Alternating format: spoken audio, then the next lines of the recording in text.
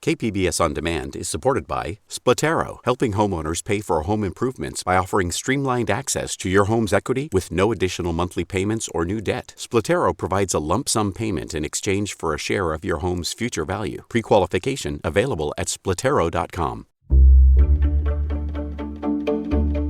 Good morning. I'm Annika Colbert. It's Tuesday, October 26th. Efforts to vaccinate the Latino population in the North County. More on that next, but first, let's do the headlines. A powerful storm called a bomb cyclone hit the Pacific Northwest and Northern California over the past few days, killing at least 2 people. The storm caused major flooding and power outages. At the same time, it also brings an end to Northern California's wildfire season. But not so in Southern California. CAL FIRE San Diego Captain Frank Lococo says the rain we got here on Monday won't be enough to undo the drought's damage. Any moisture we get in this county is a great, thing for us and hopefully preventing large-scale devastating wildfires. We just need it to be consistent. The reality is we're still in peak fire season. Gas prices are at a record high in California. Doug Shoup with AAA says gas prices usually take a dip in the fall, but not this year due to the high price of crude oil. And stations here in California must be selling that winter blend fuel, which is cheaper for drivers by November 1st.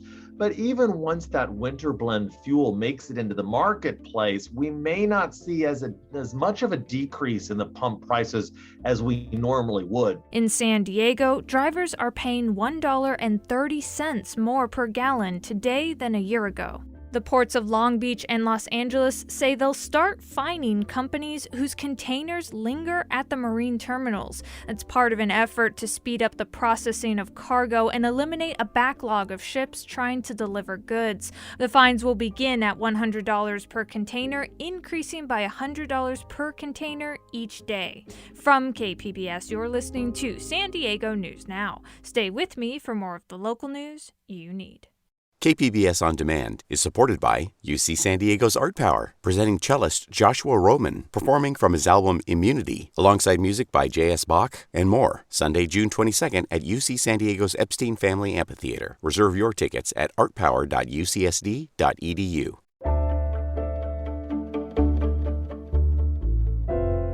The Latino population was one of the groups hit hardest by COVID-19.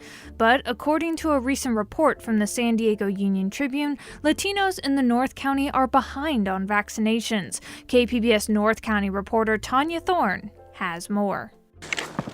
This is Daisy Merino.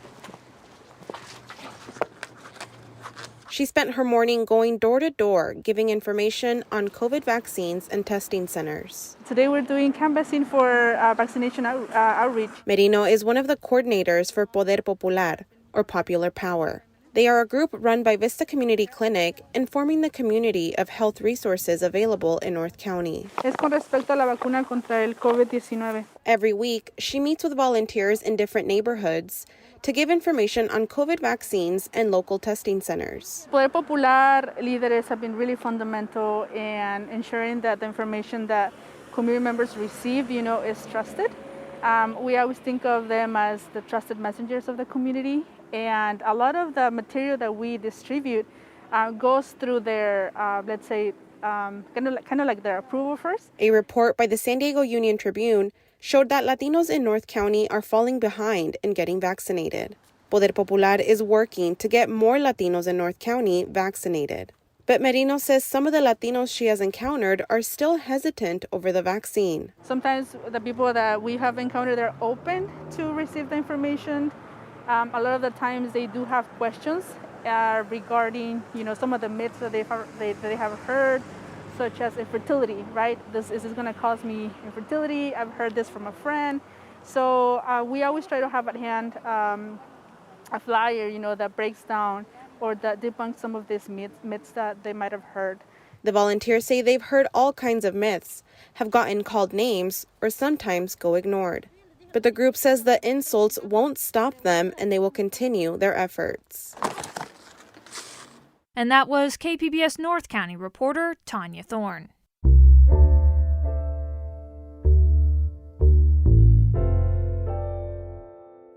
The nation's leading experts in pediatric health issued a warning recently that the mental health crisis among children has become a national emergency. As KPBS's Alexander Nguyen tells us, one child development center in North County is tackling teen mental health with a whole child approach. 18-year-old Julie Maceda is doing research for his high school elective in psychology. Because I've also had some mental health problems, so it kind of relates into what I want to learn. He is on the autism spectrum and has anxiety. Maceda started the Integra program at Integra Child Development Center in Encinitas about a year ago, and he says it has helped him focus and connect more with his peers in the program. Before coming here, he would often have mental breakdowns and not want to go to school. It helped a lot because it allowed us to talk with each other about it allowed us to be more comfortable, and we could be vulnerable at times with each other of talking about what was personally going on with our lives. Experts on children's mental health says the rate of childhood mental health issues has been rising steadily over the past decade, but the pandemic and racial and social inequity have exacerbated the issue. That's the reason why Marissa Brunel Fogelman started Integra, which is Latin for whole and complete. Before starting and developing the Integra program, she taught high school English for over a decade. She says the traditional schooling system often doesn't address teens' mental well-being. I feel as though the pandemic really highlighted the emergency that our teens and youth are facing within their mental health. However, historically, our philosophy has been to address the whole child because we always say that our teens are navigating two worlds, both the external world that we live in and the internal world that they're working to navigate. This is how a typical day at Integra starts, with a mantra. Today's mantra: recognize how my mental strength affects the quality of my life. Brunel Fogelman says the mantra sets the tone for the day and helps students focus on what they want to feel. She says it helps with teens' mental well-being because it helps them understand how powerful the mind is. There's a bunch of tools in our toolbox and different resources we utilize to help get students grounded in mental wellness before they even start their day. And that reporting from KPBS's Alexander Nguyen. Back in January, the Centers for Medicare and Medicaid Services introduced a landmark regulation. It required all hospitals to post prices for every medical procedure they offer. But after 10 months, many hospitals in San Diego and across the country have failed to comply. iNewsSource investigative reporter Chloe Nguyen has more. If you go to a hospital for a procedure, you'll end up paying a price that was negotiated between the hospital and your health insurance provider. Historically, those prices have been kept private, but the price transparency regulation changes that. Now, hospitals are required to make those prices public. But iNewsSource reviewed an audit done by a private firm that found that the majority of hospitals in San Diego have yet to publish all of their prices. Jim Jusko, founder of Firelight Health, explains why he believes so many hospitals have been slow to comply. If you're selling the same thing at one price to one party and another price to another party, and here I mean a hospital is selling a hip or knee surgery to Humana at this price, but to United Healthcare at that price, you'd rather not have your two customers know what prices you're selling these items for. Jusko says that's because one of them is getting a better deal than the other. And that was iNewsSource investigative reporter Chloe Nguyen. iNewsSource is an independently funded nonprofit partner of KPBS.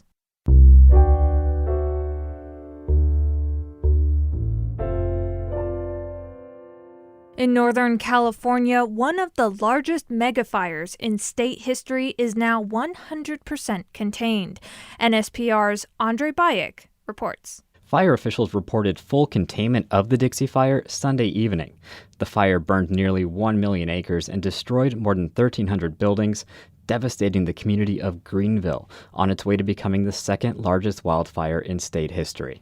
Michael Davis is a public information officer on the fire. He says officials have been conservative about reporting increases in containment levels, wanting to be confident the fire doesn't flare up and cause a hazard. The incident commander and his team had determined that with the current rains and the weather that's coming in, that there was no longer any reasonable threat of the fire escaping containment. Davis says heavy fuel, such as large trees, can continue to burn even after being doused with water. He says people may see smoke rise from the interior of the fire zone once the area dries out in the coming week. Personnel are expected to remain in the area, repairing bulldozer lines and doing other suppression repair work before winter sets in. And that was NSPR's Andre Bayek. Coming up, we'll meet San Diego Unified School Board's first ever voting student representative. I get to speak as a board member, but in the end, 95% of my experiences are formed right here on my campus. That's next, just after the break.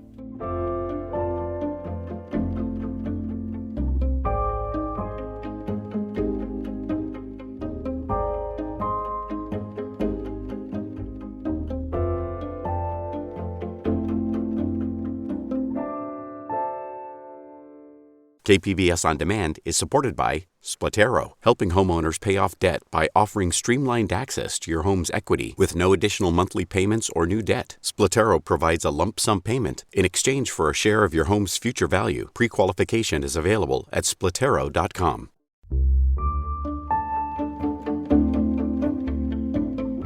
For the moment, a proposal to lower the age of San Diego Unified's COVID-19 vaccination mandate is on hold.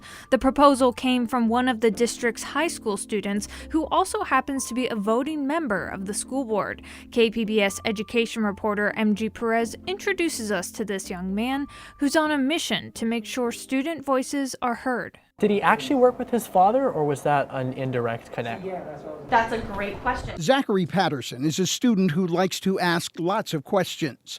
On this day, the questions come in Miss Huzar's English literature class at University City High School. Zachary is a senior, and like many of his classmates preparing for graduation, he's stressed. I'm in AP classes. I'm a student that's working hard, but hands down, it takes a toll on my mental health. It does take a toll on me being able to do this. I guess I do it because I love it. He's not just talking about class assignments. Zachary has another love. Raise your right hand and repeat after me. I state your name.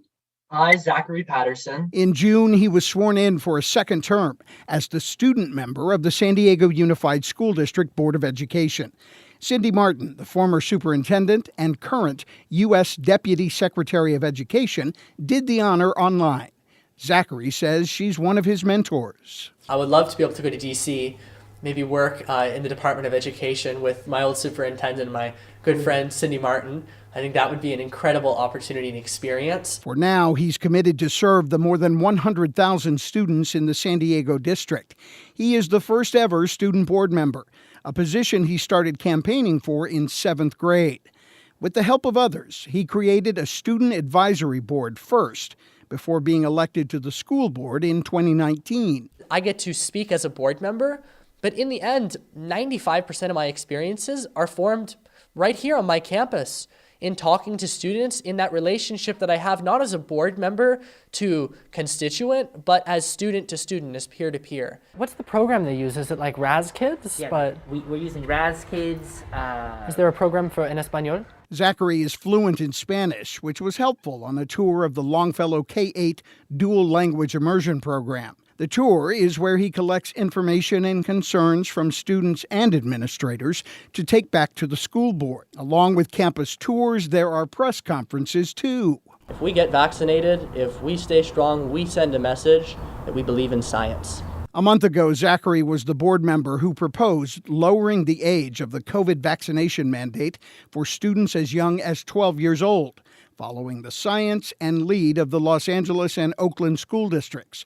He is also responsible for creation of a student bill of rights and leading the effort to add a mental health curriculum for students. Zachary says competing on his high school cross-country team helps his mental health, along with meditation. I always see Zachary as a student first. Mike Badetis is the new principal of University City High School, who first met Zachary on a Zoom call and noticed his leadership skills beaming through the screen right away. I'm amazed by his ability to navigate the way he does between the adult world and then come back to school and just be a kid. But he does it with ease. He does it like a seasoned veteran. He won't be a teacher, but wants to study education policy and how he can improve it.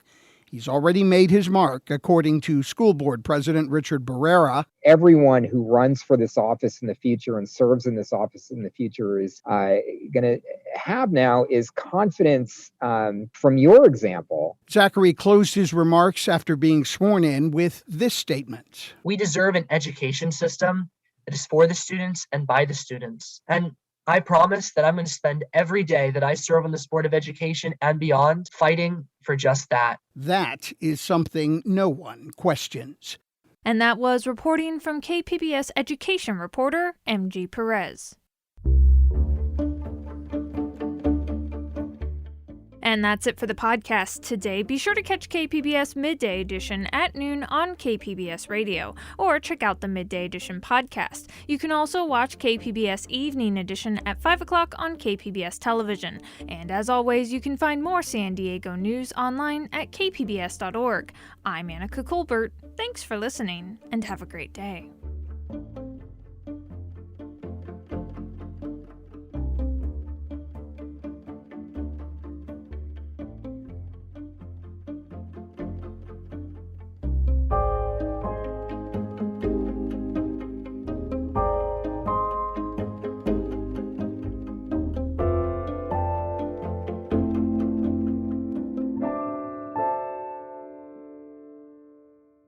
KPBS On Demand is supported by UC San Diego's Art Power, presenting cellist Joshua Roman, performing from his album Immunity, alongside music by J.S. Bach and more. Sunday, June 22nd at UC San Diego's Epstein Family Amphitheater. Reserve your tickets at artpower.ucsd.edu.